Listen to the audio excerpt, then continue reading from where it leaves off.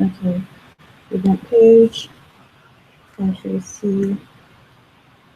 I'm going to share that link on the other. Can I send it to you to email it to?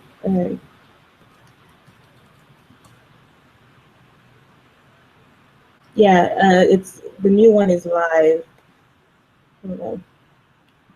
I'm gonna send you the. It's coming from the info, and if you can post it in there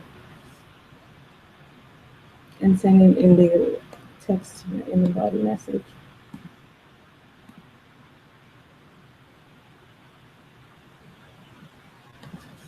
All right, I am going to.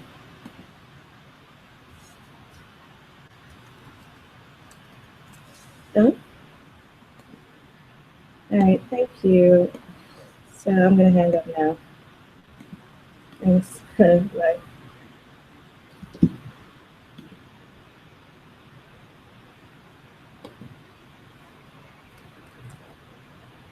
Hi everyone. Apologies for the delay on this.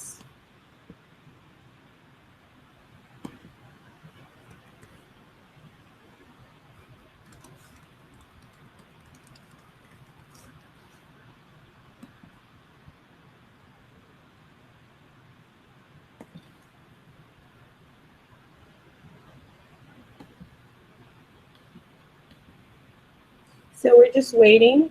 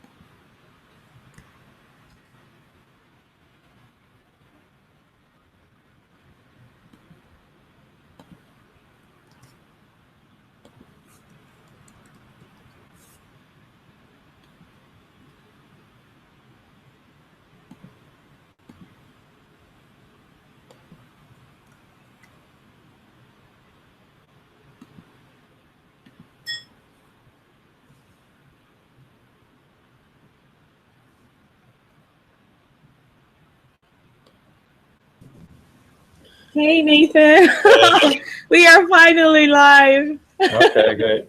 Gosh, yeah, this has been a learning experience of anything that could probably did. So I think that we're just gonna wait a few more minutes to get the others on. Yeah, sounds good. Okay.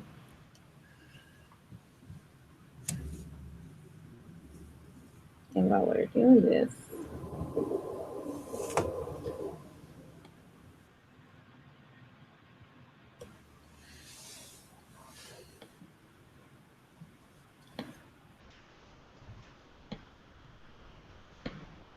Okay. yay, we're live.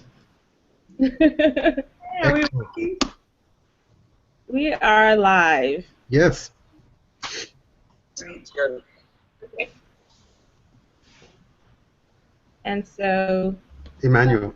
we're just going to wait for Emmanuel to join, and then I think we will be good to go.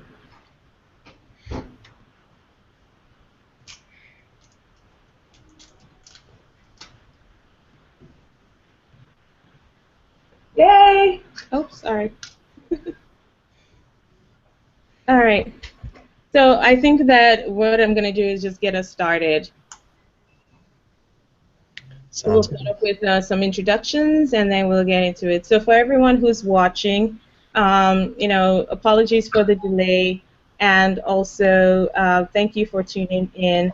My name is Lola Adedeosho, and I am the co-founder and executive director of Act for Accountability. And our organization is working to build a culture of accountability amongst Africans and the diaspora through civic engagement, advocacy, and other means. We are here today because this week is Global Diaspora Week, and Global Diaspora Week has been convened by the International Diaspora Engagement Alliance. And so this is there's a whole bunch of events that are happening worldwide, and you have the opportunity to learn more about different diasporas. Our focus today is the Nigerian diaspora and the Nigerian community. But on this panel, we have a wonderful, amazing group of people. We have two more people that we're waiting for, but I'm going to turn it over to our guests to introduce themselves, the organizations they are with, and then we will jump right into it. So I will start with Yvonne. Please introduce yourself. Thank you so much, Lola, for having me. I'm glad to be a part of this. My name is Yvonne Idahosa. I am an attorney and an activist, also an advocate for women and girls' rights in the developing world. I work with my own organization called Pathfinders Justice Initiative, and our focus is on providing rehabilitation for survivors of child sex abuse and sex trafficking in the developing world. We also do a lot of education and advocacy around women and girls' rights issues in the developing world as well. Thank you. And so we have Nathan. Hi, I'm Nathan Hustler. I'm with the Church of the Brethren, which is a Protestant denomination in the historic Peace Church tradition. I direct the DC office for the church, which is called the Office of Public Witness, and we do work, policy work, and a range of things, sort of what it means for us to have a public witness around a range of issues, from food security here in the U.S. to drones to Nigeria. I'm also a pastor in a small congregation here in D.C. Previously, I worked with the Church of the Brethren in Northeast Nigeria doing peace-building work for 2 years, from September 2009 to December 2011. Thank you. And Adite. My name is Adite Akwe. I'm the Managing Director for Government Relations with Amnesty International USA, and I'm also the Advocacy Director for Sub-Saharan Africa for Amnesty USA here in Washington, D.C. Thank you. And we have two individuals we're waiting for. One is Emmanuel Ogebe, and hopefully Buki Shonibare can also join us from Nigeria and in Abuja. So why are we having this conversation? Well, last year, April 13th, 276 girls were kidnapped from their schools in northern Nigeria in the town of Chibok. And since then, there have been many other abductions, but the sheer gravity of 200 plus girls being kidnapped has sparked an outrage around the world, around many communities, and unfortunately, 219 of them are still missing. Those that have returned to their communities pretty much escaped. It wasn't through a concerted effort of the security forces or whomever to actually rescue them.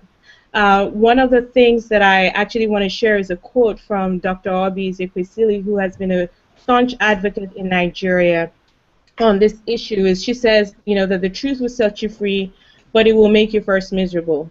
So we shall never stop asking for the truth from our government. The truth, nothing but the truth. We shall ask until our Chibok girls are brought home and alive. We shall ask until all of the Northeast zone is reclaimed and peace is restored to our land. And we shall ask until every Nigerian feels safe and secure in a land. And for those who ask what we demand as we stand daily for our 219 daughters, the answer is simple: the truth, nothing but the truth. So, that being said, what is the truth? Would anyone like to start? Yvonne, what is the truth as to what you have been doing since this happened? Actually, I really want to start with a question. Why did you get involved with the Bringbackourgirls movement?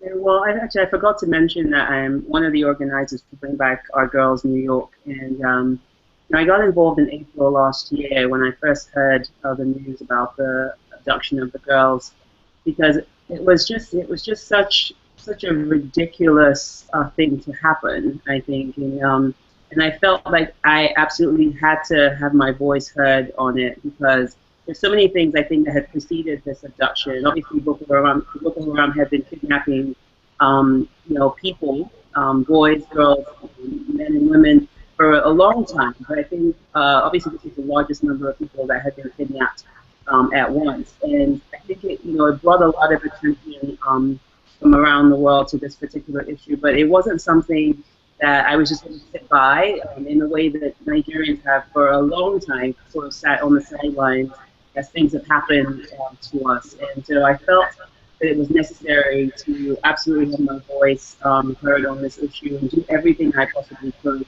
But I think that was also fueled by the fact that I work with women and girls. And to me, this was just, like sort of the icing on the top of the cake. And it was something I felt I absolutely had to get involved with, primarily because of that.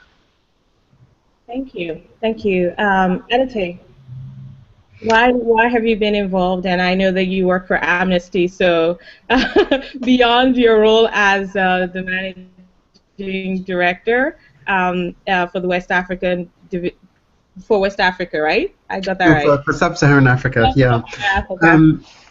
I think, as you said, I've been doing this work now for probably longer than I care to say, but Nigeria has been one of the focuses of my work with Amnesty for a number of reasons. One, because it's such an important country for the whole continent.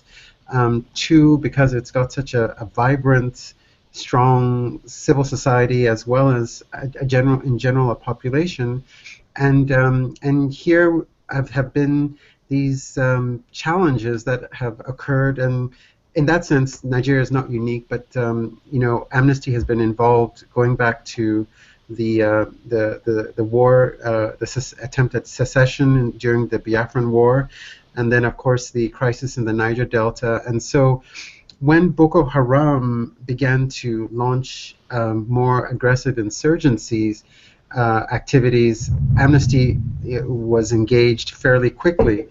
And as the incident of the abduction began to sort of come to light, the lack of response, I think, was really striking.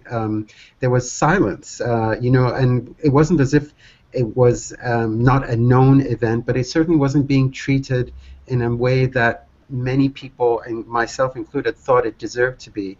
And so, we joined up with you, Lola, and with other organizations to basically say, this is unacceptable, that this is not being prioritized, it's not being covered by the press.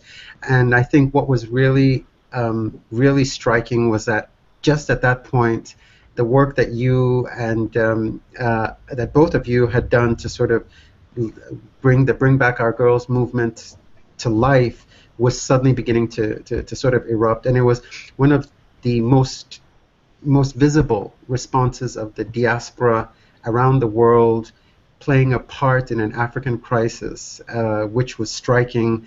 It was also the use of social media in a new way, and it became global very quickly. And I think that that's really something that was profoundly different with this whole abduction and what it led to. Thank you. Nathan? Well, I'm not sure how far to go back historically, but the Church of the Brethren have been in Nigeria since about 1923.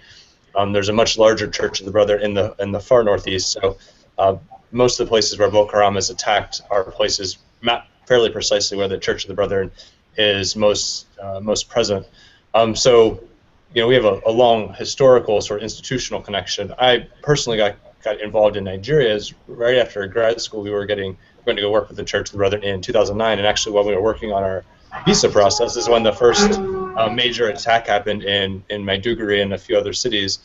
So, from the very beginning of our work there, linking in peace building and teaching peace building in their seminary, we were very engaged in the crisis and what was happening, and we were there as it started re-emerging. around this particular issue, many of the girls that were kidnapped were from the Church of the Brethren in Nigeria. So we have again a very close felt connection.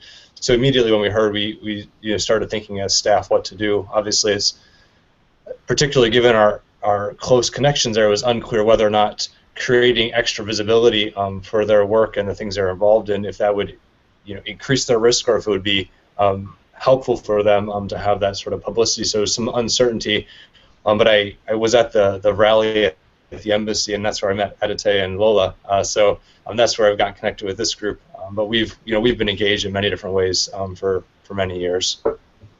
Well, thank you for that. I think that, from our perspective, from Afro Accountability's perspective, it was just a shared frustration that nothing was being done. We are located in Washington, D.C., and after going to the embassy and asking questions, which is, the representation of the Nigerian government in the United States, we just got fed up and said, you know what, well, instead of waiting for answers, which unfortunately we knew were not going to come, we would take action. And I think that's a common theme, is regardless of where, that this happened in Nigeria, it's about the human rights aspect of it. It's about the human factor, that they are human beings first.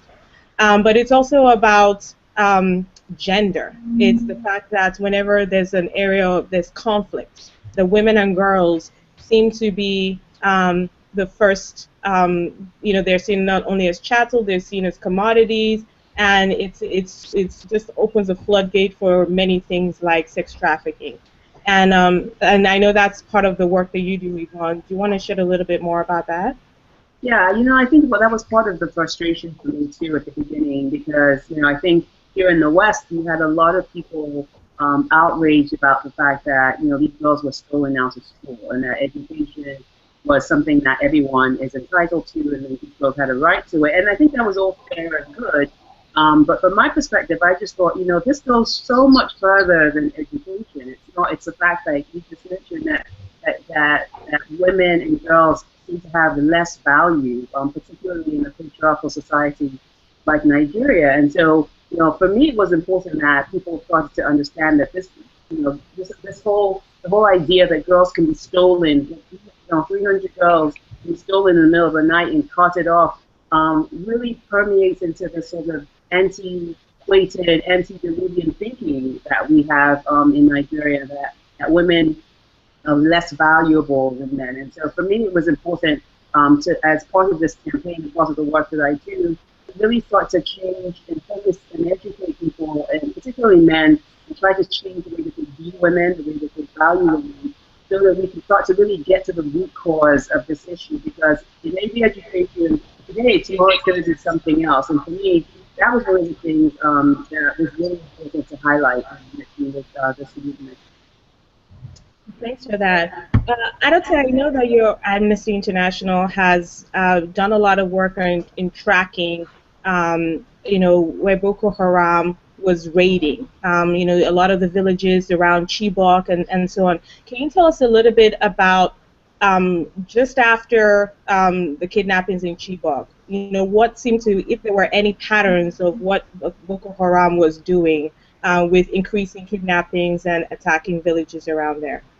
Yes, as Yvonne said, Boko Haram had been abducting people prior to the Chibok incidents, and so the pattern of human rights abuses, including abductions, but also the bombings, attacks, and extrajudicial executions were already part of the Boko Haram operating procedure.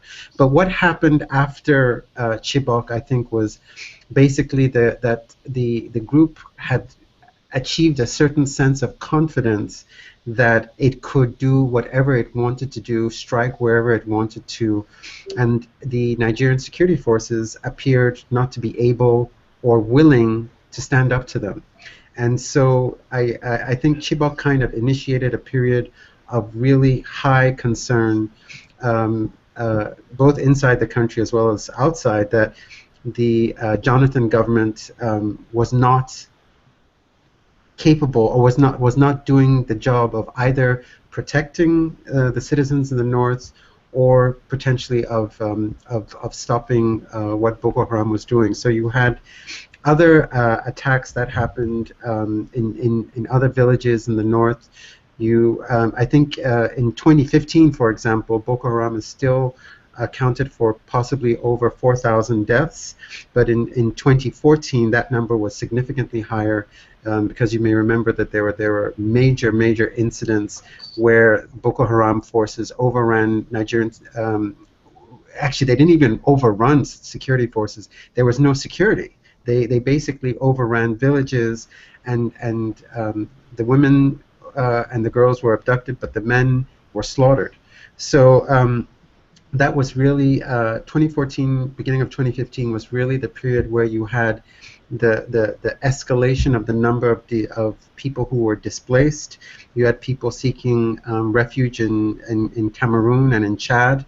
You had finally global attention sort of coming to this crisis with the meetings in Paris, where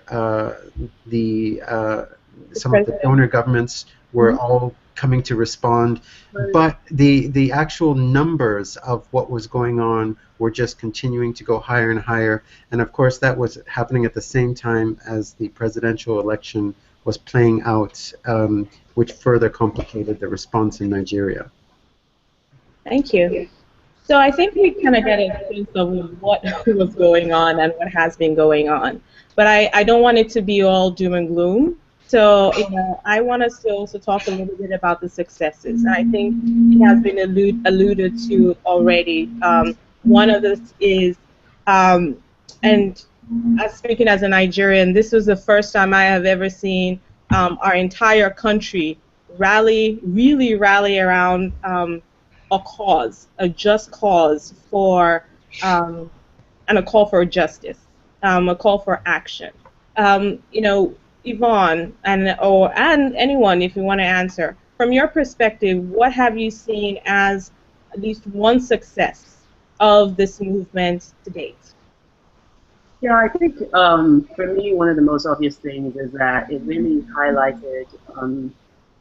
I guess some people may view this as negative, but for me it was a positive because it really highlighted our national security problems and really brought them to light. And for me, that was something that a lot of people had been championing over the years. A lot of smaller organizations that really didn't have the voice to amplify this issue in the way that the Bringbackourgirls campaign was able to, simply because of the viral nature of it. So highlighting the national security problems, highlighting our issue with youth unemployment, which is really supporting the Boko Haram cause, and highlighting our education issues and the fact that 10 million of our children are out of school, with 60% of those being girls in northeast Nigeria. All things I thought was so significant because it really forced Nigerians and other international bodies to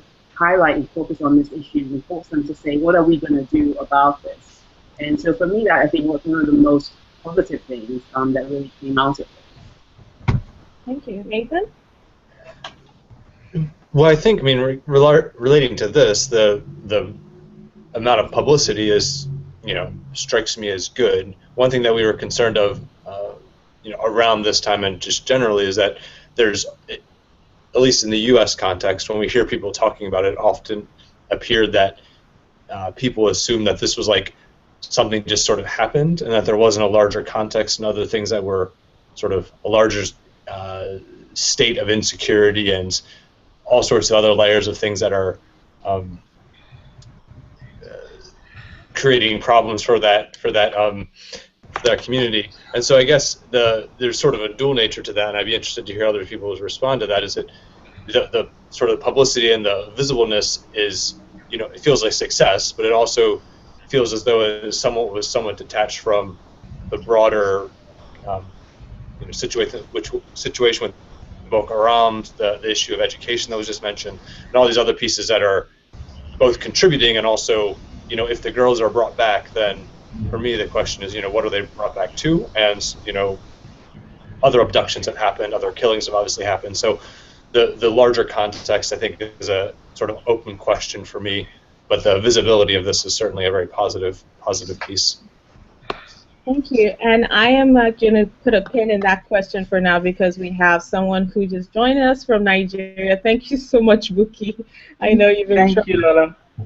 And I'm going to give you the floor to introduce yourself, the organization you're with, and what we've covered so far is what each of our organizations has done when it comes to the movement of Bring Back Our Girls. So I want to give you the opportunity to share a little bit from your perspective and from what the amazing work you've been doing in Nigeria. I'm sorry, Lola. Could you please repeat that question? There was conflicting noise that was coming, so I didn't get all that you were asking. No Sorry worries. about No that. worries. Oh, and we have one more person also joining, Emmanuel. So the question is, who are you, first of all, and also what organization are you with?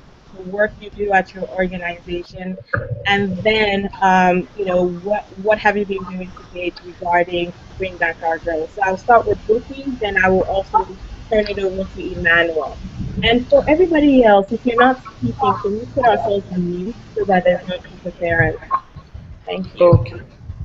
Okay. Thank you, Lola, and good morning, good afternoon, good evening to everybody. That depends on your time zone.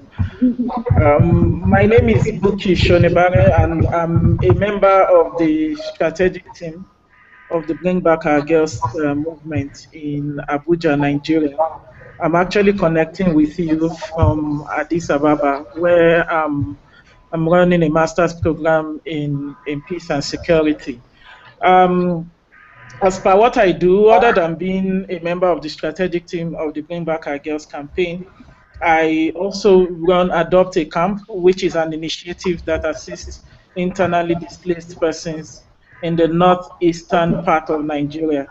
But before I move on to perhaps allow Emmanuel to give his introductions, I would like to say that the Bring Back Our Girls family, from the Abuja family, we are mourning today because we lost a member of the movement, a dedicated and committed member of the movement. We lost him yesterday to cancer of the kidney. So so the family is mourning, and I'm also mourning as well. And that's basically what I do. Lola, I guess I've answered your question. Thank you, Vicky, and our condolences to you and to everybody during this time. So if you guys are not speaking, so that there's no interference, just put yourself on mute. At the top of the screen, you'll see the microphone button with a line. So just put yourself on mute. Emmanuel, could you please introduce yourself and what you do? Yes, my name is Emmanuel Ogebe, and let me start by expressing, of course, my heartfelt condolences to the BBOG family in Nigeria. I believe this is the second loss that you've had in a couple of months. We also lost a journalist in the stampede in Mecca, so this has been a trying time for the group as well. Now, I am a human rights lawyer, and I have worked on human rights issues related to Nigeria for the last couple of decades. And fortunately, I know and have met all of you on the panel in the last 6 months. I don't know if that's a good thing or not, but it shows that we're engaged on multiple levels. Now, in addition to doing advocacy on the issues of Nigeria, I'm directly involved in relief efforts for victims. And with particular regard to the Chibok girls, I've been involved in relocating and placing in schools 10 of them in the United States as we speak. So my most recent role has been one of father to 10 teens and guardian-in-chief of these girls in transition. And it's been quite an experience living day to day with the reality of what they went through and what they're going through. And so I will be speaking a bit from that perspective. Thank you very much. So, to Buki and to Emmanuel, I just want to dig a little deeper, especially coming from you, Buki. Why did you get involved with the movement? And yeah, let's just keep it that way. Why did you get involved with the movement? To answer the question of why I got involved in the movement, I would be delving into my own personal life as well, especially because I understand what it means to be a girl who suffers from the failure of the state, which is what the Chibok girls are suffering from. I have not been abducted before, but I understand what it means to be abused. So for me, when the girls were abducted, my immediate my immediate thought was the possibility of what could be happening to them, especially from the angle of sexual abuse, and every other abuse that you can ever think of. So that was my initial connection to it. And then I just felt that if we indeed are passionate about the girl child in Nigeria, then we should be talking about the Chibok girls. So when the march was staged April the 30th last year, I joined, and from then I've since been part of the movement. Thank you. Thank you. Emmanuel? Well, I have to say that, this has been my life and this has been my passion over the years. I have worked, on human rights issues and the Boko Haram issue for a long time. In fact, the earliest Chibok girls that I've been involved with were abducted in 2012. At the time, they were ages 7 and 9, and they were abducted from Maiduguri. So I'm still looking for them. I haven't found them. This current set of Chibok girls, they call celebs. They are the ones who are more famous. But abductions have been going on for a while, but just not on the scale that we're seeing. And I have to say that, for me, getting involved was wasn't planned. Involvement with the current saga of Chibok girls, because I had already brought a Chibok girl to the States. I had already put her in school. And then last year I met the first escaped girl. And it had such an impression on me that, for the next couple of weeks when I was back in the States, there was nothing else I could think of than this courageous young girl who had jumped out of a moving truck, had broken her legs, and had crawled on her tummy through the forest. I mean, when you see courage wrapped in a tiny teenager, it sort of challenges your humanity and your sense of history. And that was what got me involved with it. Now, at that time, I didn't think that, a year later, we would still be here, a year and a half later, still be here looking for the other girls. But clearly, there was something about this whole situation that resonated with the world. And I hope that we can keep that resonance going to make sure that we bring back all of the girls.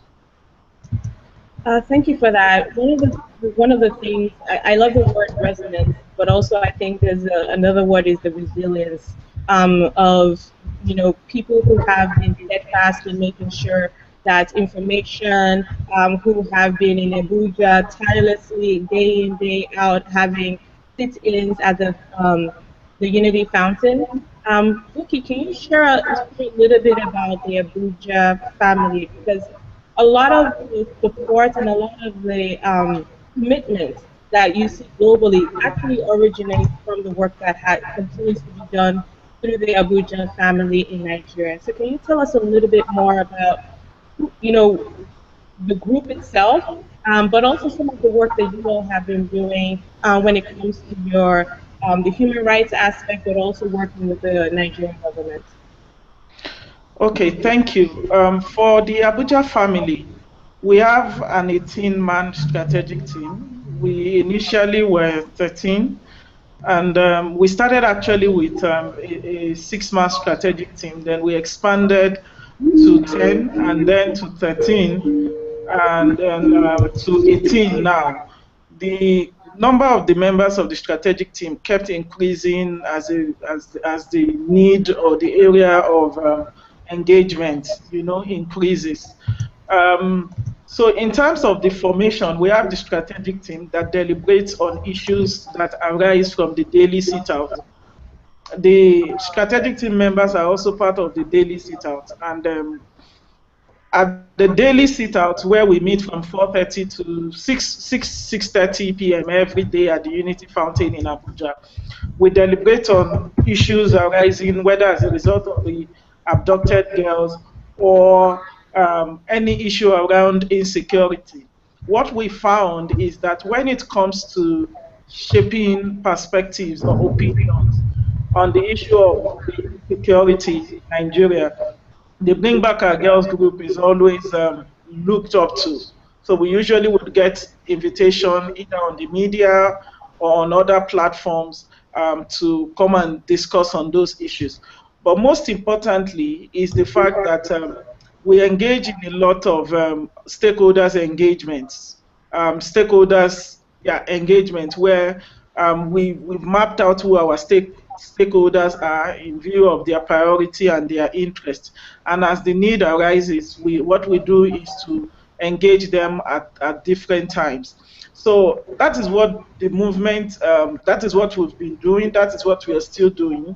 I have to admit, though, that at the beginning of the movement, we had a very large number, which I'm sure all of you must have seen in pictures and in videos. However, because the expectation for the Chibok girls has really dragged for so long, we have a number of people who have moved on, who are occupied with other things. And that they are doing that does not mean that they are not passionate about the Chibok girls. Just that the fact that that expectation has been stretched for so long has really affected people's commitment.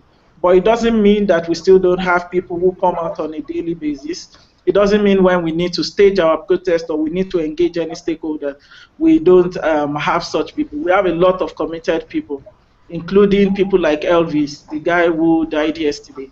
So that's what has been happening in Abuja, and that's what we are still doing. Thank you. So I know because I gave Adite, Nathan, and Yvonne a little bit of time. That's why I'm trying to catch up with you and Emmanuel. So Emmanuel, can you tell a little bit about the work that you've been doing around the girls that have escaped? I also know that you have been trying to get more of the girls that escaped into the United States. Can you share a little bit about that work? Yes, as I mentioned, during a fact-finding visit to Nigeria with the congressional delegation last year, we came across the first escape girl, and I was struck by the fact that she hadn't been assisted by anyone. And so it told me that whereas there was a global campaign, there were, a few escape girls who had fallen through the cracks. They were still vulnerable. They were still in communities that were under constant attack. They were needing medical attention, school placement, and so on and so forth. And so we took the initiative to, first of all, relocate them to a safe place. So we put them in safe houses, and then ultimately came up with a strategy to put them back in school.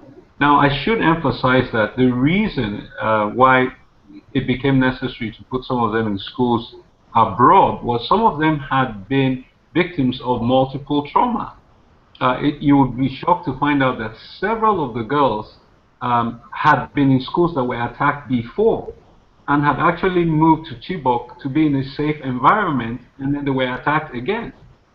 Now, I think my favorite story is two of the girls were childhood friends. They went to the same primary school, then they went to two separate different secondary schools, one in Konduga and one in Bama. And both schools were attacked by Boko Haram, and both girls ended up being transferred to Chibok and reunited in Chibok, and both girls were abducted in Chibok by Boko Haram. As fate would have it, one of them said to the other, I'd rather jump, and let my parents find my corpse than go into the unknown with these bad guys. will you do it too? And the other one said, if you jump, I'm jumping. And so they both jumped together.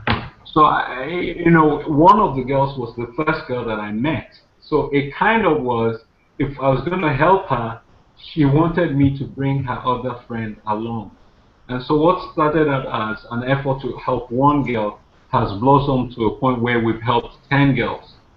Now, we are at a point where we're getting calls, we're getting emails from the girls saying that, their friends in Nigeria want to come too. And we've kind of, maxed out at our capacity to absorb them. Now, however, there is one more girl that we do want to bring to the States. And she is actually the first girl who inspired the others to jump out of the truck. She was the first escapee. And the United States Embassy has denied her a visa 3 times to come to the U.S. to school. She was invited to the United Nations last week or so to speak to a special session hosted by the Special Envoy on Education. And again, the United States Embassy denied her a visa. We've reached out to them. They are recalcitrant. They don't want to help. And it's worrisome that, a girl who was put out of school by the terrorists is now being kept out of school by the United States of America. And so today, we are launching a campaign and a petition on the White House website asking President Obama to grant her a visa. So if you go to the White House website, you can sign that petition to give Hawa a visa. Thank you for that. And I'm going to come back to that because I want people to really support the petition. So we'll also send out the petition link to those who registered for this event so they know where to go. But I'm going to open it up now. I think we've kind of really dissected some problems that have been happening. But where are we now? Why is it that the government of Nigeria has been unable to locate the girls? So I open it up for people to jump in and let's really start talking about it. A year and a half later, why is it that those that have been able to receive some help are people that either escaped? Hasn't been a coordinated effort from the Nigerian government. Okay. Abuki? Oh. Yvonne, are you going to say something? Yvonne, you're on mute. Apologies. I think for me, I think that there was just at the time, obviously, it was the Jonathan administration that was running the government. I think there was a clear lack of prioritization of this particular issue and a clear lack of willingness to put in the resources that were necessary to try to get these girls out of the hands of Boko Haram when the time was most ideal. And so, I think President Buhari obviously inherited a tremendous issue, and for me, I think that was probably the biggest problem. I think that it's difficult to come into the game where children have been abducted, so too far down the road, and the chances of us getting everybody back at this point in time really decrease. So I think if had we had particular interest and placement of priority on this issue at the outset, we probably would have covered the girls by now. I think Yvonne is right about that. I think there are a couple of things that are potential contributors to this failure. One is their capacity to actually locate where the girls are. All of the different analysis suggests that the girls have been separated and taken to different places, and we've all heard all of the different explanations of the terrain being challenging and of the movement of the group being very hard to track down. I don't want to say that those are enough, but we can't discount them. The other, I think, goes to the political will that many people had questions about under the previous administration, and whether they were indeed committed to really expending the resources necessary to locate the girls, which goes to a much larger issue of how the government and the general society were valued the girls. The girls, the striking thing about the initial responses from the Nigerian military was, oh, this is not a big problem, or oh yes, things happen when you're fighting in a conflict like this, and there was a continuous reiteration of the girls did not matter enough to expend the resources, and that the larger issue was defeating Boko Haram. Now, that's very disturbing for a number of reasons, because it basically it led to all sorts of things being done to defeat Boko Haram that were themselves human rights violations, but it also kind of or gives credence to the fact that these women and girls or people in this part of the country are not really worth that the effort, and that this is not a priority for the government. I think the hope is that the new administration is a different one, and that it is not only going to pursue a campaign to restore security and protection, but that it's going to actually address the larger issues of finding and locating, resettling internally displaced people. But that's actually leads us to where I think this group or people who are concerned really have to sort of step up about addressing not only the issues with internally displaced persons, but how are we going to help the northeastern part of the country rebuild better than where it was? In other words, where women and girls are not, as was said earlier, prizes or collateral damage, or booty or payment or that kind of thing, but valued equal contributors, citizens of the country who deserve the protection and the opportunities, and in this case, access to the rebuilding that has got to come. And I think that those are the things that really are important. But all of those, I think, are factors of why these girls have not been found. But I think it's also important that we realize that the girls are symptomatic or emblematic of this larger crisis of all of the people who were abducted, all of the people who have been killed that we don't know their names. In other words, the power. The really important thing is not only just the individual girls themselves, but the fact that they represent this larger challenge of identity, of respect, of rights, and of accountability by the government. In other words, if you can't protect these girls by finding them and restoring them to their families and rehabilitating them, then who are you protecting? And why should they be treated? Would you want your children, your daughters, to be the beneficiary of every single effort to try to save them? Then if the answer is no, these girls are different, then we have a problem.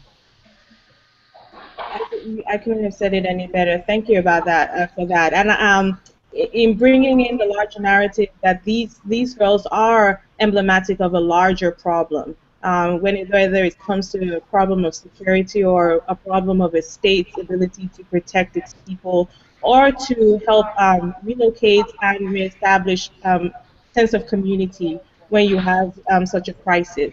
And I want to bring in Buki here because I know that you recently went back to Chibok.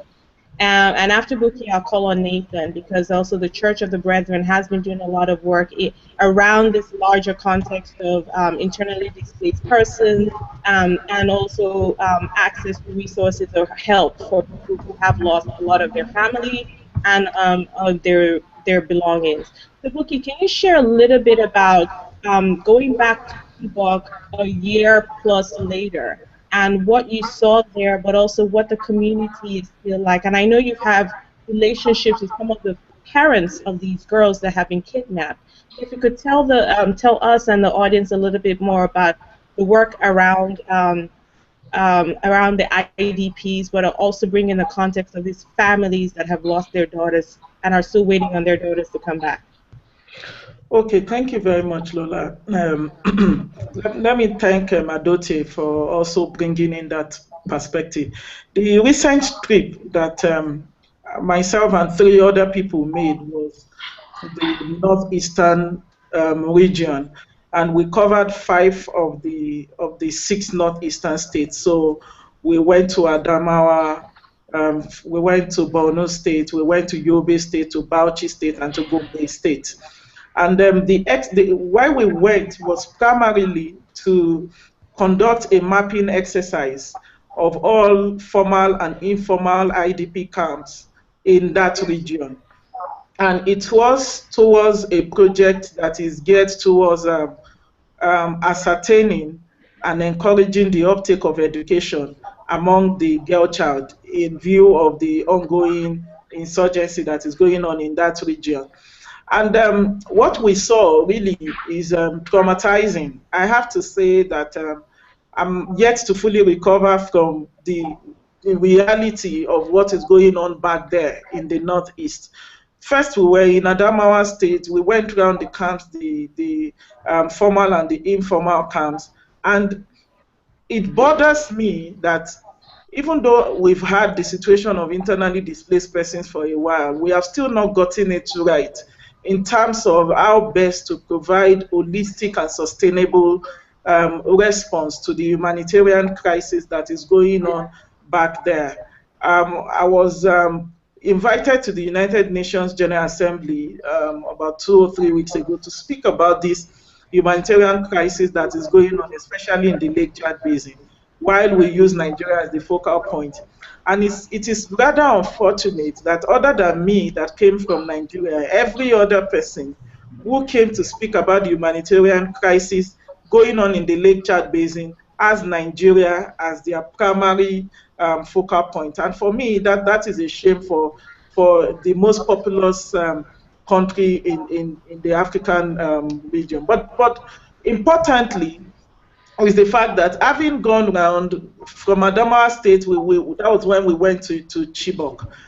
Going to Chibok for us was primarily to assess exactly what is going on back there, not mainly for the education, but for us to see for ourselves in terms of the parents, the people of Chibok, the people in that region, and going around all of these communities, Mobi, Askira, Madagali, all these places that had been taken down by Boko Haram at one point or the other. We went to a lot of the bridges that were bombed by Boko Haram. Those bridges are yet to be repaired.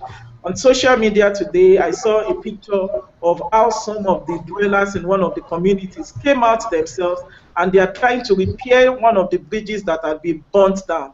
Now, for a bridge to be burnt down, the essence is that it hampers movement into that particular community, and we saw a lot of that. Getting into Chibok also was really terrible, was really strenuous for us, particularly because the presence of the military there is, I have to say, is commendable. However, military presence for protection is different from military presence for intimidation. Let's be careful so that providing support or intervention does not bounce back and it becomes a counterproductive effort, which is one of the things that we also saw on ground. We stopped at Mobi to get some things for some of the parents of the Chibok girls. We spent 2 hours in Mobi. And spending 2 hours in Mobi revealed how vibrant that community is. However, I won't call it a community, I would say it's a city. However, the insecurity in that place is very high, because even in the market that we were, if a bomb goes off, people will just die, and there is no precautionary measure that has been put in place in view of what that movie had gone through. Movie was under the control of Boko Haram for over a month, and then we got into Chibok. We met the parents, and for me as a mother, it's difficult for you to be able to get over the situation of the parents. A lot of the parents have died. As at the time we went 3 weeks ago, 17 of the parents have died. 14 of them are fathers, 3 of them are mothers. And one critical question that we asked was that, what do you want? What can we do?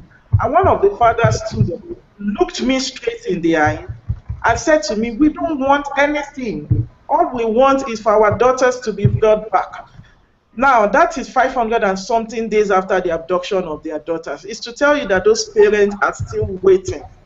But assessing and going around Chibok and looking at the needs there are no functional schools in Chibok. There is no school that is functioning right now in Chibok. There is no hospital that is functioning right now in Chibok. The only doctor who was working in Chibok before, Dr. Danladi, who I had met sometime last year, had moved out of Chibok. Why? He was being threatened. The only road that we went through is the only road that can lead into Chibok. Every other road has been closed. What that portends is that economic activity is hampered. People cannot go in, they cannot go out. Even dwellers of Chibok, for them to get into Chibok, they have to collect a name tag and a lot of, fear factors. And then there is no borehole, there is no water in Chibok. Where they get water to drink or use is from a very dirty dam that, is very far from where they are coming from. So the general situation of Chibok reveals how a community can be so plagued, can be marginalized, can be excluded, can be underdeveloped, can be ungoverned, can be undergoverned. That is what we saw in Chibok. And then going around the other places, going to Maiduguri, we were in Maiduguri the last time the bomb went off. That is the three, where there's a bomb blast in Maiduguri as at an hour ago. There was a bomb blast just yesterday. And then, as at the time we went, there was a bomb blast, a twin bomb blast that happened in Maiduguri while we were there. So what are we talking about? Let me round up my thoughts by saying that there has to be a deliberate and strategic plan towards rebuilding the Northeast. We cannot exclude and marginalize a set of people like that and not expect insurrections. Insurgencies will continue for as long as communities are left like that. They don't have schools, they don't have water, they don't have anything. So what are we talking about? So in terms of state building, the federal government of Nigeria needs to work with relevant stakeholders in order for us to rebuild the Northeast. And rebuilding the Northeast has to be sectoral. There's this education sector, there's the health sector, there's several sectors that need to be looked at in terms of rebuilding the Northeast. That would be my perspective. But let me say that the situation of the internally displaced persons is one that is like a time bomb waiting to happen. We went to the largest camp. One of the camps we visited was the largest camp in the Northeast, which is at the Dalori camp in Maiduguri. That camp has over 18,000 IDPs. The feeding condition there, I took videos and pictures, and honestly, the condition is horrendous. That is, in that camp, they don't even have spoons to get food for them. We're actually mapping a feeding set exercise, and we are going back there in December they use shovel that is, these were not things that we saw like pictures coming from Sudan or Afghanistan. These were pictures that we saw coming from there. It's shovel that they used to pack their food, and when they pack their food, they fling the food into the bowls and the bucket, and they overcook the rice so that it can be much, and then people sit down and scramble. You see children. We went to the health, to the clinic that has just been set up by UNICEF. We saw patients who are IDPs sleeping on the floor and taking the drip from the floor. We saw children who were malnourished, children who were like quote and unquote ready to die. So honestly, if we care about Nigeria, there's a lot of work that needs to be done in rebuilding that place and in making sure that we position it for where it should be. Thank you. That would be my submission. Thank you very much. That's exactly what we needed to hear and for everybody to know. I think that too often I think with like this movement and with many others, we once the fanfare dies down, we often forget that the real work is just getting started. And Nigeria, in unfortunately where we are, is we have a lot of work and a lot of roads to cover when it comes to so many different things. But I want to pull in Nathan here because I know Church of the Brethren, the school where the girls were kidnapped, was founded by Church of the Brethren, and they have been doing a lot of work around the internally. So I wanted to get your perspective in here. Good, thank you.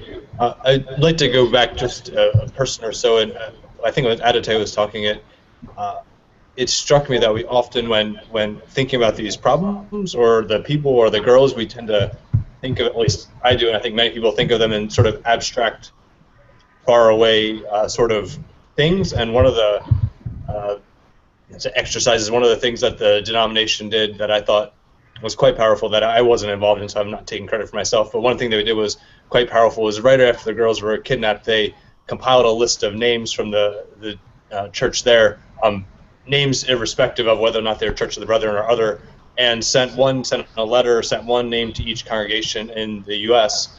and asked the churches there, the congregations, to pray for this person, this girl, for indefinitely, basically. And so many churches have been praying for this person, by name for months, a year and a half now, which has been a powerful way to connect us to individual people and to really not only galvanize for support, but also to remember these are actual people. They're actual individuals who have families, who have lives, who have histories. So that seemed to be a very important sort of process for ourselves to become engaged.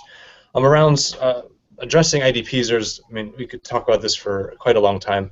We've been raised quite a bit of money for us as a rather small group here in the U.S. We've raised, I think, around $3.8 million so far in the last basically 2 years, and been doing a lot of work to not only build up the church there and their capacity to address this, but also to directly meet needs. And this isn't just for the Church of the Brethren. There's been, is a much broader for the general community impact. One point that I think feels critical to bring up that we in the DC offices in general have been trying to work on is, you have IDPs who are in some way registered and acknowledged as IDPs, so they're in a camp, they're somehow counted. There's theoretically at least resources for them. As we've heard, they're often not getting there in a real adequate way. But there's this another phenomenon of IDPs who are not sort of officially accounted for, so they're often living with families. You've heard of hundreds of thousands being in Yola. A good friend of mine who lives in Jos he posted on Facebook over the election saying, me and I think it was 46 people that had been living in his house were all going to vote today, and we're all standing in line. And he was just talking about in terms of voting, but this points to a larger problem of many people having many people in their house, which not only means that the household is not probably adequately being supported, but there's not mechanisms to support or account for these people. And so one of the pieces we're trying to think about is how to create the possibility of addressing this issue. At Amnesty, I guess 2 weeks ago, the president of American University of Nigeria from Yola, Dr. Margie Ensign, was there, and she talked about this is something that they also noted pretty early on. So they started providing essentially relief supplies for staff members of the university who were housing people in their own homes. And so that's one of the pieces that we've been trying to figure out how to address. Another piece that we're still playing with, trying to figure out how to do, is we have in a context where it's very difficult for particularly international actors to get in. We have and there's something like 600,000 to 1 million Church of the Brethren members in that area. Several hundred thousand displaced.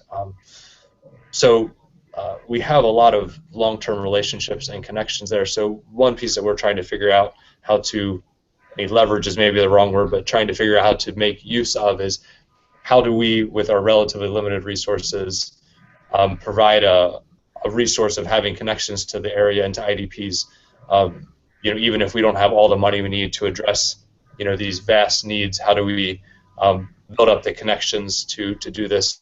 So, I've been connecting with organizations and both governmental and non-governmental here in DC, trying to figure out who has resources and how we can utilize, connect and utilize those to bolster the efforts that we're engaged with on the ground. Thank you. Everyone is doing a lot of work. Emmanuel, I think you have something you wanted to say. Yes, I wanted to say that, in addition to what is happening with the IDPs, there's a big component of the catastrophe that we are not addressing adequately, and that is the psychosocial element. Now, this is going to have a huge generational impact on a lot of the people in that part of the country. And just to give you an illustration, a few of the girls who are here, for 4th of July, there were fireworks, and they freaked out. And their host families, were telling us, the girls freaked out when there were 4th of July fireworks because it reminded them of the gunshots in the night. Now, you look at these girls and you say, well, they were only abducted for a few hours and then they escaped.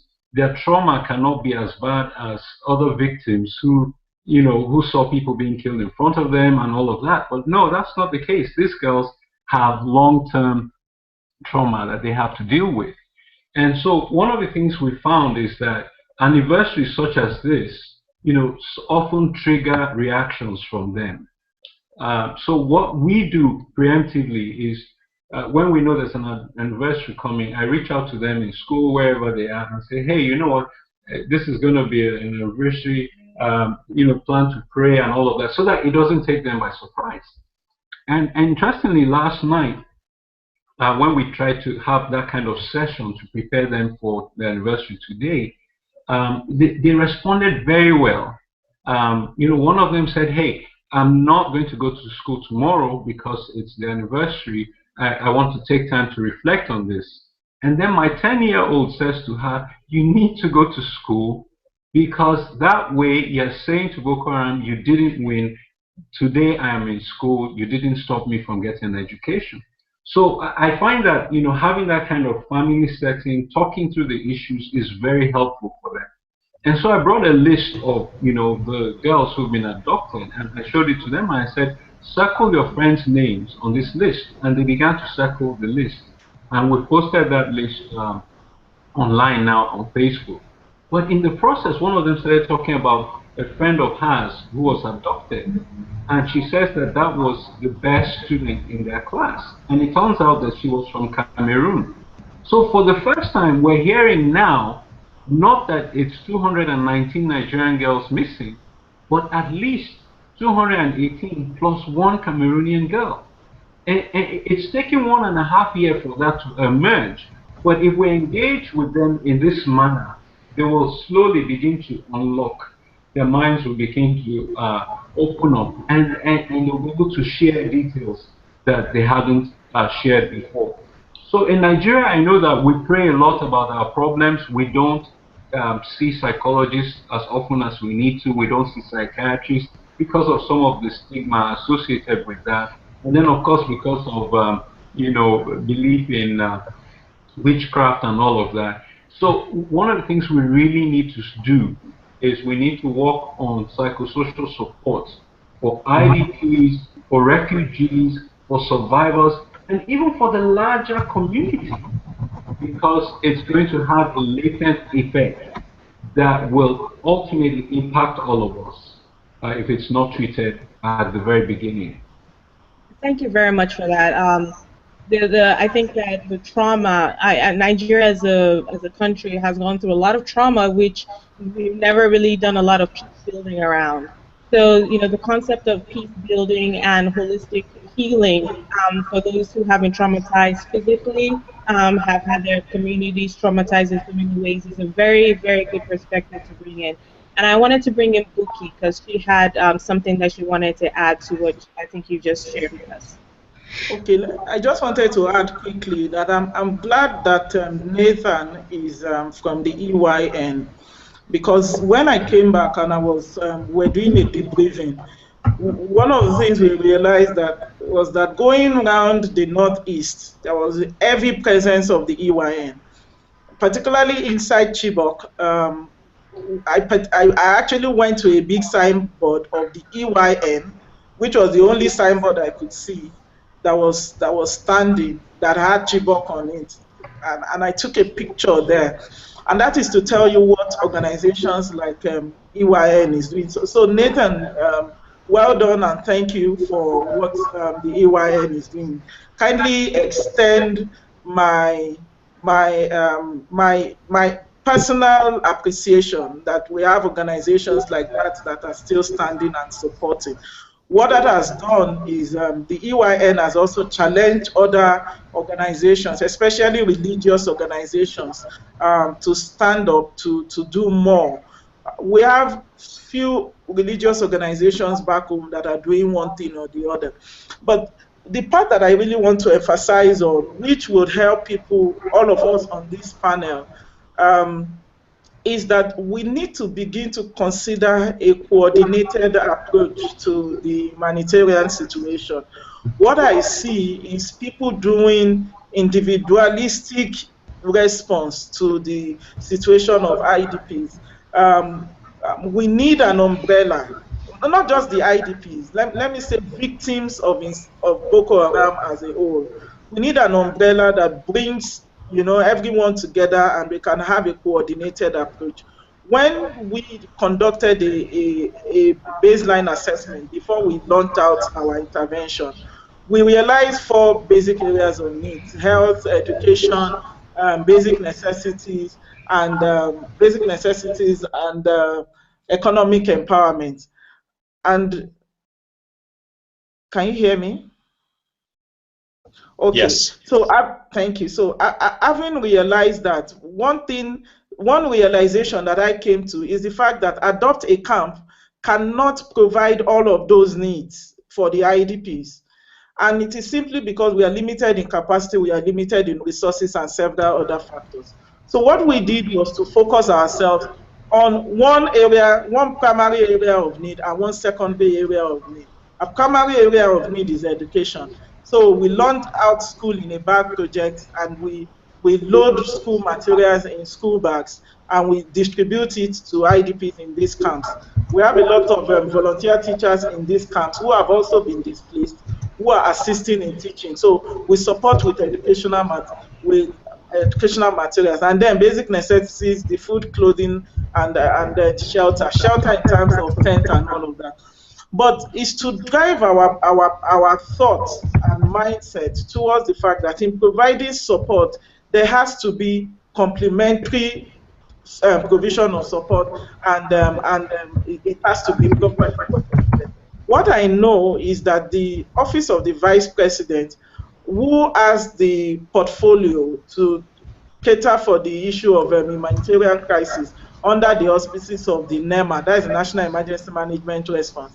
I got a call, sometime last month, and we had an initial conversation. What the Vice President's office is now doing is to put together under one umbrella that is coordinated by the NEMA, all actors and supporters of IDPs, especially in the Northeast. Now, if the government is doing that at the federal government level, we've been invited to a 2-day meeting in Maiduguri from 27 to 28 or something of October, which will be attended. Now, if the government is doing that, we in the civil society or faith-based organization also need to consider such kind of umbrella. We can do it as an holistic umbrella, or we can do it sectorally, in terms of, okay, if you are providing education in health, okay, so if you're providing support in health, come under this umbrella. And it has to be driven and coordinated in one way or the other. Let me round up by saying that in terms of support for IDPs, we also need to consider our support in the area of helping them towards reintegration. And I'm glad that Emmanuel brought in the angle of psychosocial support. The military is doing a lot in trying to rescue the girls. What if those girls come back today? Is the society ready to take in these girls?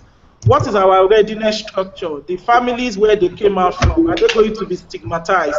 The society where they came out from, the nation as a whole, do we have a readiness structure or system in place that will make sure that we take these people in and we can help them through the process of proper de-radicalizing them if they have been radicalized, which is a high possibility, and proper reintegrating them back into the society? And the responsibility lies with us, not just as people who have taken interest in this, but as people who are now active actors in this area. So we also need to look at the area of readiness to be sure that we're absolutely ready for the Chibok girls and other abductees that we're expecting back.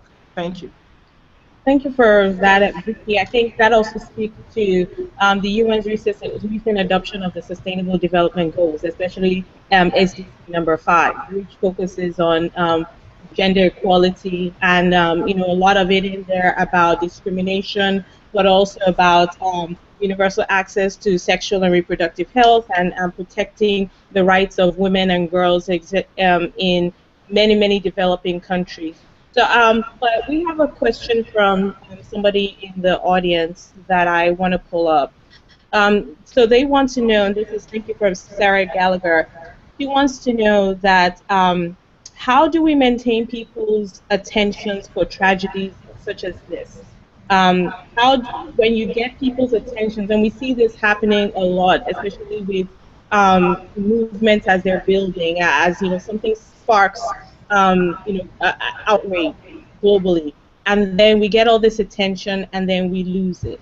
So I'm opening this up to everyone or anyone who wants to answer, is how do you really get people's attention and actually get them to do something beyond tweeting? Because I know there's a lot of criticism about e-activism. So how do we get to do that, but also how do we get to sustain people's attentions once the media attention is gone? Yvonne, oh, sorry, were you going to say something? I was, but I'll say it very briefly. I think one of the largest complaints that we get with Bring Back Our Girls is that there really was no deliberate call to action initially. So when we had millions and millions of people tweeting Bring Back Our Girls back in April, there was nothing attached to it that people could actually do. And so I think that's really what our focus is on now, and really tying a call to action to collectivism, as it's referred to nowadays. Because I think when people actually feel connected to a cause, when they feel like they've done something, then there's interest in actually following up with that to ensure that that whatever you did, whether it was financial contribution or whether it was writing a letter to an embassy, there's a moral obligation, I think, that people have to follow up when they've actually made an investment into something. And so for at least to Bring Back Our Girls, we've come up with a list of certain things that people can actually do. And so I think that's definitely one way that we can get some longevity out of all of this. I think that's absolutely right. It's I think people there's a new opportunity with a new administration that actually is sensitive to and indicates a willingness to respond, and so there's a real opportunity here to shift the awareness raising phase of Bring Back Our Girls into concrete actions. And it's it's a real this is the striking thing about this event, that it triggered a social media campaign of such global size for an African country and for an African issue, driven primarily by people from that country. And that gives us a real opportunity to translate that into pressure inside Nigeria on the Buhari administration, but also ideally to translate that into pressure on friends of Nigeria, governments here in Washington, in London, wherever. And it's going to be important that groups begin to sort of fine tune the asks that they want to put before the US Congress, before the Obama administration, before the government in the United Kingdom. In other words, what exactly is the piece that you are going to support the Nigerian government in addressing this crisis? And we've identified so many different areas. Buki's just given us a very clear call to pushing for a coordinated response on this IDP crisis. And that's one area where international support and expertise can support the Nigerian government's response to it and the state government's response to it. But it's we have to develop those things, but most importantly, we have to also keep people connected so that the interest does not peak and then disappear. And that's not unique to this crisis. It's all crises where people respond, or human rights abuses, and it takes constantly reminding people and updating them on what is going on, and ideally keeping a personal link. In other words, stories about individuals, so that people realize that they're connected with actual people on the other side of the crisis. And I think that that's what we have to do. And unfortunately, I'm going to have to step off, but I know you're in good hands with the rest of my co-panelists. But I wanted to make sure that people didn't walk away from this thinking, A, that there was not something that they could be a part of, and B, that they're not specific things we can get the U.S. government to do, which is, of course, what we're doing here as being in the United States. That's our target. Thank you, Adite, and thank you for your time. I know we went over because of our technical difficulties. So what I'm going to do right now is start wrapping up. And just off, I mean, is there a specific thing that people can do if they want to get involved? I guess he's gone. So I'll Adite has given us a little bit about what people can do, but from your perspective, from your organization, and thinking about what is the one thing you want people to be able to do. People are watching now, and we are going to share this thing, an actionable item or an actionable thing that a person who wants to continue to support the movement can do today. I'll start with Emmanuel. Yes, let me start by saying, with regard to visibility actions, many people are not aware, but at least 1.4 million children have been displaced because of Boko Haram's insurgency.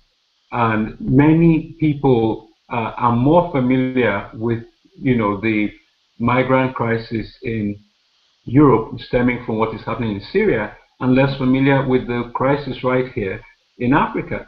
Now, there are many reasons why this is the case, but unless we toot our own horn, unless we sound our own gong, no one's going to do it on our behalf. This is why this event is very important, and we're still drawing global attention to this. So I guess the first thing we should do is, keep the lights burning. Like Motel 6, let's leave the lights on for these girls, and let's keep, reminding people that they're out there. An American diplomat once said, and it stayed with me forever, she said, every day that these girls are not back is one day too many. And another friend of mine in Education Must Continue, the initiative we started to help these girls, said to me something that has stayed with me. She says there are things that you will do to a girl that are worse than death. These are some of the things that, keep me going on this issue. And so we need to continue to sound the alarm, but we also need to put pressure on governments. The United States, for example, it is morally reprehensible that the one girl who should be hailed as a heroine for inspiring the others to jump out of a moving truck has been denied a visa 3 times by the United States Embassy. This is wrong. and this needs to change. And we need people to go to the White House website and sign the petition to give Hawa a visa. Now, the third thing I want to say is true, the Nigerian government historically has been lethargic on this issue. And the government of President Jonathan spent $4 million on lobbyists in Washington, D.C., trying to kill this story. But we have a new administration now, and even under this new administration, the trust fund for victims is not disbursing payments.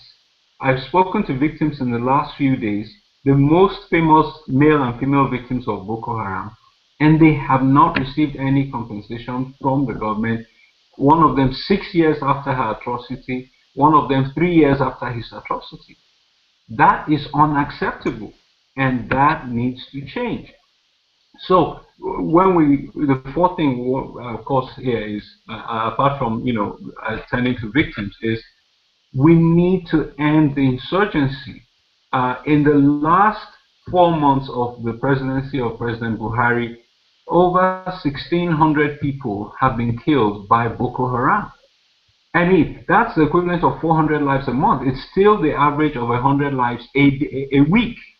And so we have to end it. I don't know, we had high expectations because he's an ex-military general, but the bottom line is that there needs to be aggressive action to contain and completely end this terrorism. Just yesterday, the United States announced 300 troops going to Chad. I don't know which country, but they're going somewhere not Nigeria. Okay?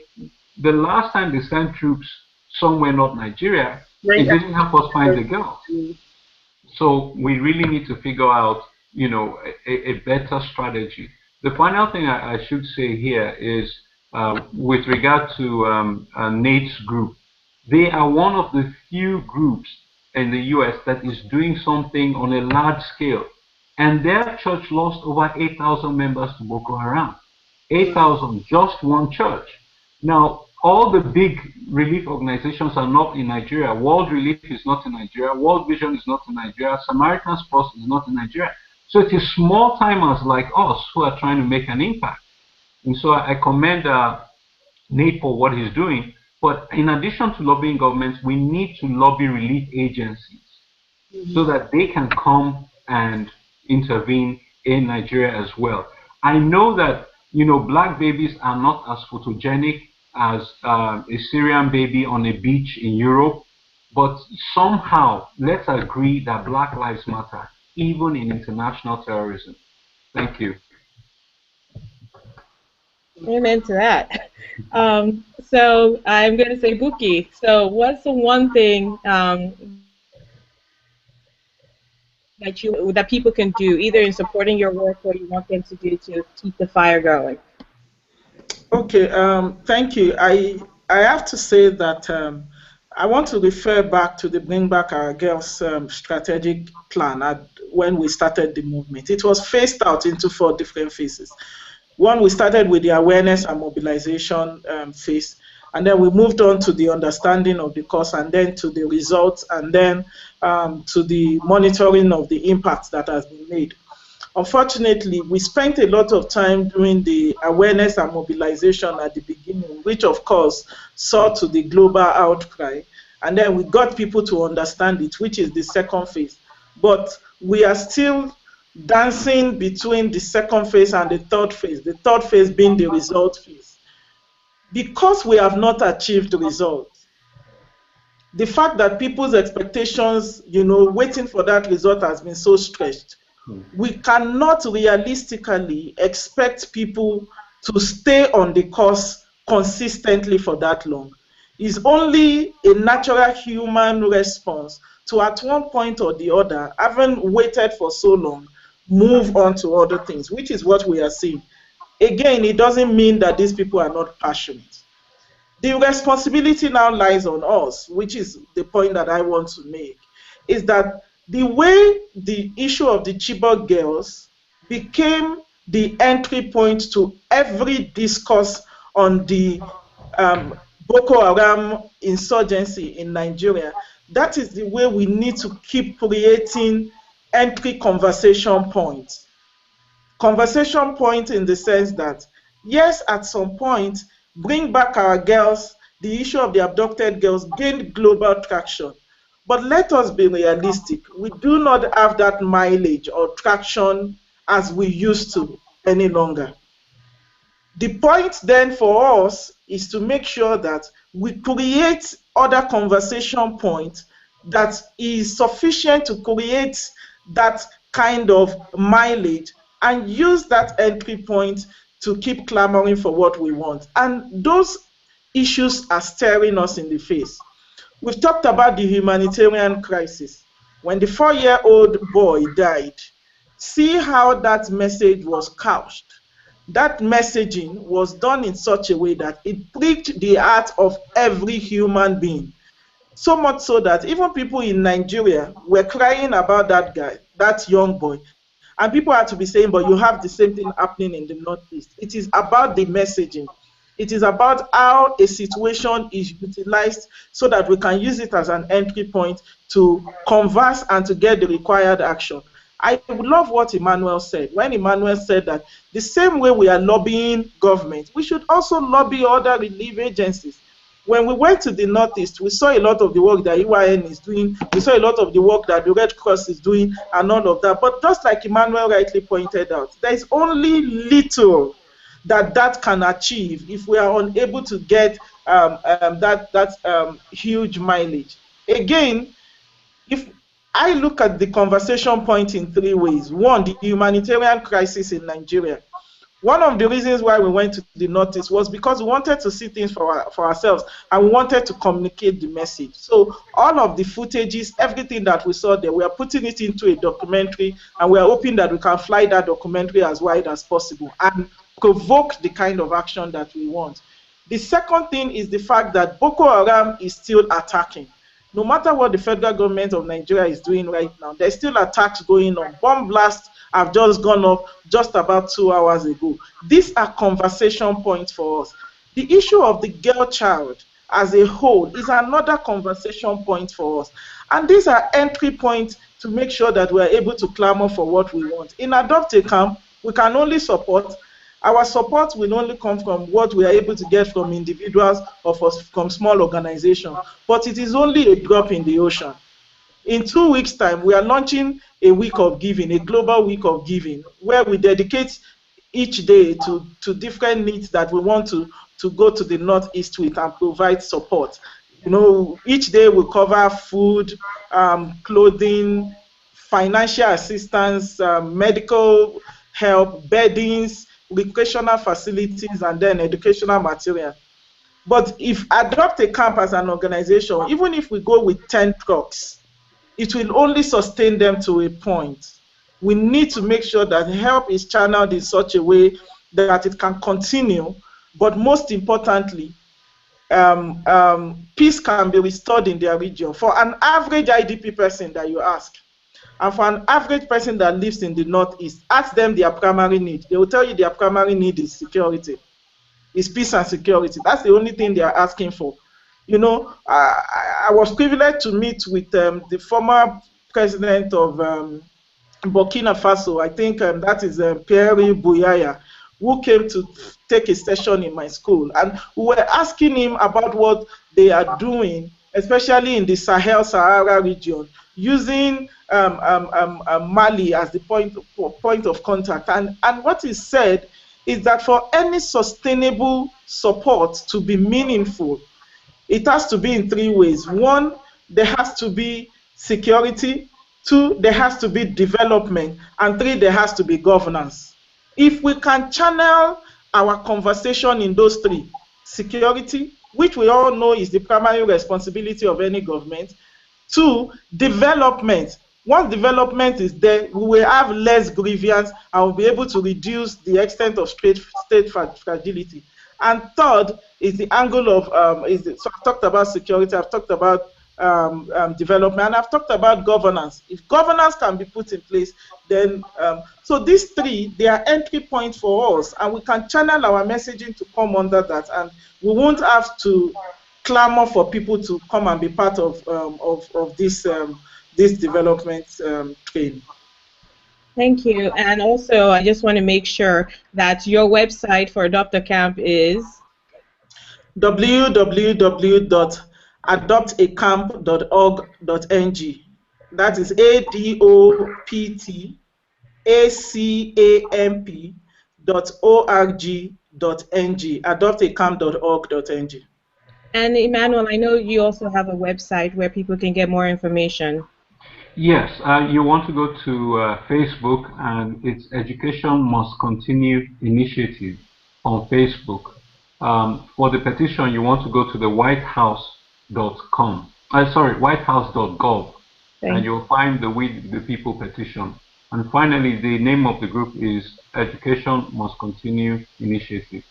Thank you. So I'm going to turn it over to Nate and then Yvonne to close us out on what is it that people can do to support your organization and what are your efforts. Great, thank you. Well, not to sound too much like a fundraiser, but we've raised a lot of money internally. We're a rather small denomination here, and so a simple thing would be to help financially to support us. We've raised something like 3.8 million. You know, that's going to be hard to sustain. That we're about 100,000 people here in the U.S. You know, churches have taken money out, you know, of their reserves. So, but we have a multi-year plan to develop, you know, to include peace building along with the IDP work and all these other pieces. So, simply would be to support us. It's brethren.org. But also, this was mentioned about lobbying your organizations you're connected to. A lot of us give, you know, to relief organizations or peace building organizations or different types of organizations. So, you know, I would also, if they're not active, urge them to be active, say as a contributor to your organization. We would strongly urge you to do this, and if you want more of a voice, give a little bit more money, and then they'll probably listen to you more at some point. At some point, they'll pay attention to that. So that would be, you know, a second piece. I mean, the needs are there. You talk about the looming, even worse food shortage now that people have now missed, you know, often 2 growing seasons of planting. It's, you know, it's not, even if the security would be achieved tomorrow, there's a lot to address. So in addition to the more the critical pieces that are not quite as concrete, say financially or materially, I would also urge finding organizations to support or urging your organization that you support to work in this area. Thank you. Yvonne? Yeah, I think, you know, for us at Pathfinders, we have a project called Hearts of Hope, and that's really supporting various survivors of the insurgency in Nigeria. Our particular focus is on a non-government camp in Edo State, which is my home state, which is hosting, you know, approximately 900 IDP children from the Northeast. And so that's our project on, and you can get more information on that at our website, which is pathfindersji.org. But I think, you know, to be honest, I mean, most of the people who are going to be listening to this are Americans, and so, I mean, you've had, you know, 5 panelists that are really, you know, I think people who are actually, you know, hands-on doing the work. So whether it's Emmanuel's work with the Chibok girls who escaped, or Nathan's, or Buki's with Adopt a Camp. I mean, there's so many options here that people here in the United States can get involved in, and we actually mean by putting your money where your mouth is. And so financially, you can definitely donate to help. But other simple things, like I wear this necklace. I don't know if you guys can see it, but it has, you know, 007 on it, and this is the number of the Chibok girl that I represent. But, you know, there's a website where, or you can, you know, just get your own number and put it around your neck, and people start asking you. And every time I wear it, people ask me, you know, what is this all about? And it gives me an opportunity to share with them, to direct them to the Bring Back Our Girls New York website, where they can find a list of things that they can do, whether it's writing to the U.S. ambassador in Nigeria, writing to legislatures here in the U.S. But these are all things that ultimately put pressure on the U.S. government, which translates, you know, to pressure hopefully on the Nigerian government, and it keeps the story alive. Because if people are not talking about this issue, it's really going to go the way of Coney, for example, where, you know, this was such a big deal in 2012, but now nobody is really even speaking about that issue in Uganda. So I think there are lots of things that people can do. If any of these champions of these causes resonates with you, specifically get the information, go to their website, make a donation, and if you can't do that, then at least, attend the protest, do all the practical things I think that Americans can do to make sure that this story doesn't die. Thank you, and thank you guys for an awesome discussion, because I think it was long overdue. I think people are really now informed with what they can do, whether they want to choose one of the multiple entry points. I love that book, either one of the three entry points, whether it's security, development, or governance. And speaking of governance, that's our focus in our Act for Accountability. It's to really encourage not only just the African diaspora, but the African, to really think about accountability when it comes to transparency, governance, and social accountability, because we make up the community. We are powerful people. We are a powerful continent, and we're not powerless. So, whatever it is you can do, whether it is getting involved, I encourage people to sign up. If you're not on our email list, please do that, because we have more engagements like these. We have protests, we have roundtables, we have teach-ins, where you could get more information and tactical information, but also real connections to amazing organizations like Adopt a Camp, Pathfinders Justice, Church of the Brethren, and what Emmanuel is doing, as well as with Amnesty International. So I thank everyone for your thoughts, for your honesty, for your continued commitment to this work. We will not stop until every girl that was kidnapped and beyond, until the communities that have been destabilized are able to get to a place where we can build peace, and also we can continue to do the work that we're all doing. So on behalf of Act for Accountability, my co-founders and I, we thank you very much for the time, and thank you for hanging in there, even though we had technical issues in the beginning. But I think that 1.5 years, a year and a half later, I think this discussion has done a lot to honor the work of everybody, but to honor the ongoing mission of the movement, which is really to continue to elevate the voices of the girls that are missing and the girls that are not seen. So thank you all, and yes, have a wonderful day. See you somewhere online. Thank Take you. care, everyone. Well, bye-bye. Bye. Thanks.